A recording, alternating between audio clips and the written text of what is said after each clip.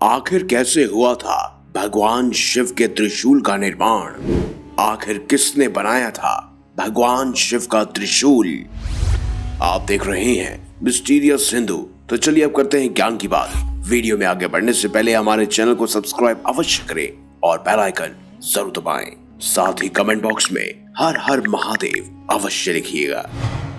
भगवान शिव जो आदि हैं, अनंत हैं, न जिनका आरंभ होता है और ना ही जिनका कभी अंत हो सकता है। भगवान शिव को हमेशा त्रिशूल धारण किए हुए दर्शाया गया है। त्रिशूल भगवान शिव का सबसे प्रिय अस्त्र है। इसीलिए कभी भी अगर आपने विस्तार से पुराणों या हमारे धर्म ग्रंथों का अध्ययन किया होगा तो आपने हमेशा भगवान शिव के हाथ में त्रिशूल के वर्णन के बारे में अवश्य सुना होगा, जिससे उन्होंने कई सारे असुरों और राक्षसों का वध भी किया था। भगवान शिव का यह त्रिशूल पवित्रता और शुभ कर्म का प्रतीक माना जाता है। ये तीन तत्व सत्व, तम, रज का परिचायक होता है। वही महादेव का ये त्रिशूल प्रकृति के तीन प्रारूप को दर्शाता है: आविष्कार, रख रखाव और विनाश। तीनों काल, भूतकाल, भविष्यकाल और वर्तमान काल इस त्रिशूल के अंदर समाहित हैं। शिव पुराण के अनुसार भगवान शिव स्वयं हैं और सदाशिव के प्रत्यक्ष अवतार हैं और त्रिशूल उनके साथ आरंभ से ही था।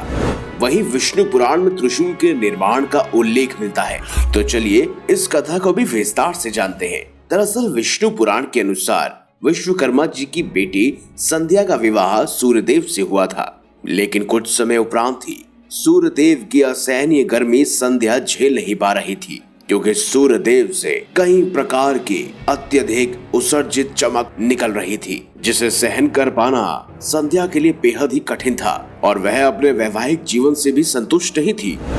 इसीलिए वो इस समस्या का समाधान लिए अपने पिता विश्वकर्मा जी के पास पहुंची। विश्वकर्मा जी ने सूर्यदेव को पुनः लौटकर ये समस्या बताई और इसके निवारण के लिए उपाय भी दिया। विश्वकर्मा जी ने एक यंत्र का निर्माण किया और साथ ही सूर्यदेव को निर्देश दिया कि वह इस यंत्र पर अपनी अत्यधिक किरणें का उत्सर्जन करे और उस यंत्र ने जल्द ही सूर्यदेव की ऊर्जा को सोखना आरंभ कर दिया। कहते हैं सूर्यदेव की ऊष्मा को इकाई के 8वें भाग से भी कहीं कम उस यंत्र ने कर दिया, जिसके उपरांत उस यंत्र में कई सारी शक्तियां समाहित हो गई और इस यंत्र को वापस भगवान विश्वकर्मा ने ले लिया। कहते हैं इसी अत्यधिक ऊर्जा से भरे हुए यंत्र से विश्वकर्मा जी ने त्रिशूल का निर्माण किया था।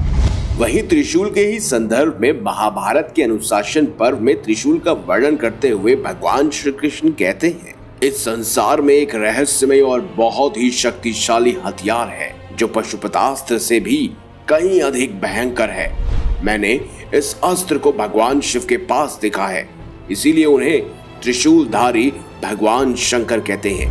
भगवान शिव शंकर के इस अस्त्र को केवल और केवल माता पार्वती ही उठा सकती है। कहते हैं इस अस्त्र के छोड़े जाने पर ये पूरी के पूरी पृथ्वी समेत सभी अंतरिक्ष का विनाश कर सकता है। ये महासागरों को तो पल भर में सुखा देता है। इस अस्त्र के आगे तो ब्रह्मा भी अपने घुटने टेक देते हैं। भगवान शिव शंकर के त्रिशूल के आगे तो कोई भी नहीं टिक सकता।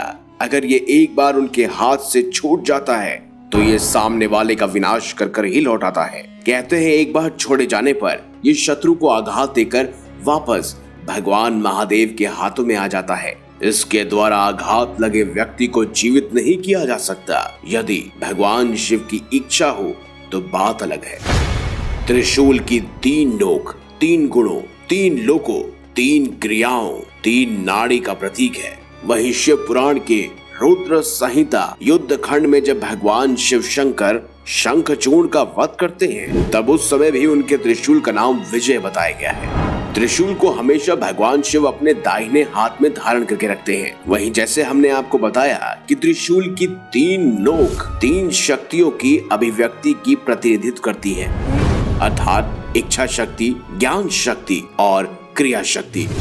वही त्रिशूल के ऊपरी 3 भाग समांतर रूप से भगवान शिव के 3 पहलुओं का प्रतिनिधित्व करते हैं: परम शिव, पराशक्ति और पराबिंदु।